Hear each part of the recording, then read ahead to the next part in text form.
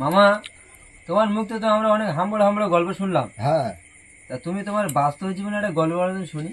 আমি তো আগে বীরপুরে ছিলাম, তোরা কম বেশি জানিস। না শুনিনি, বীর পুরুষ কি জানি না। হ্যাঁ, তাহলে বীরপুরুষ গল্পটা শোন, তোরা জানিস না। তোর বাবারা তো দাদুরা জানে। হ্যাঁ, আমি বীরপুরুষ কি জিনিস আমি বলি, অনেক আগের বছর গল্প। বীরপুরুষ বলতে কিরকম ছিল?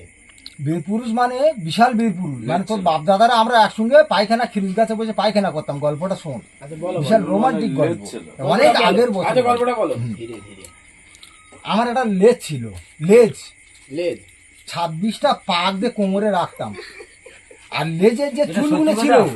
একদম রাইট এইরকম খোঁচা খোঁচা আমুলির মতো। পুরো গ্রামের লোকে যা যখন কান চুলকুতো, ওই ওই লোমে চুল দিয়ে কান চুলকুতো।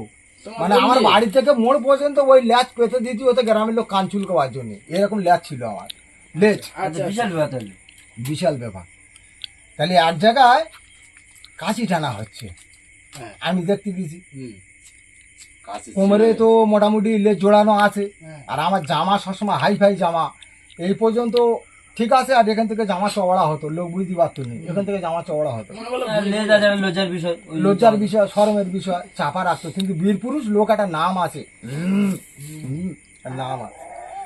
তা গেছি, গিয়ে দেখি না, সে মারা সে ইয়ে নাউল দৌড়ি রে, হ্যাঁ। সে মারা সে ওপারে 5 জন এপারে 5 জন, তাই বারবার বাড়া কেটে যায়। হ্যাঁ, 3বার নাউল দৌড়ি দিয়েছে কাঁচি টানা, শুধু মারা টানে আর কেটে যায়। আমার মারা রাগ হয়ে যায় খুব, 150 গো বার লেগে গেছে, আমার লেজ ধরে টান বলে লেজ তার লম্বা করে পেতে দিস, খালি খুলে পেতে দিস। লোক অবাক হয়ে গেছে।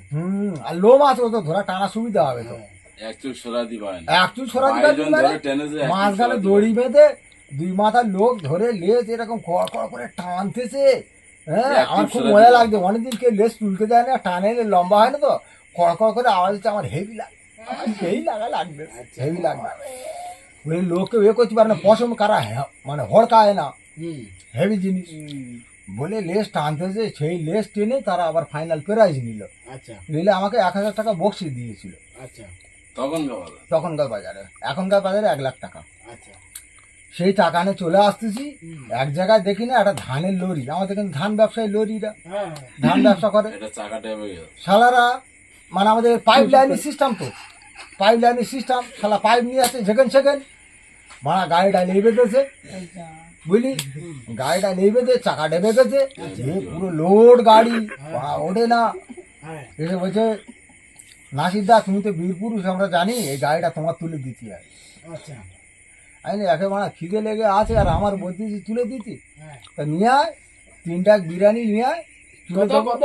3 ডাক ড্যাক মানে একটা করে ডাকে 100 পিস লোক খায়। আচ্ছা, 3 ডাক বিরিয়ানি নিয়ে এলো। তুমি এত খেতে? ও বাবা, খুব খাওয়া তখন আমার, একটা করে ভাঁসে 1 গ্লাস খেতাম তখন।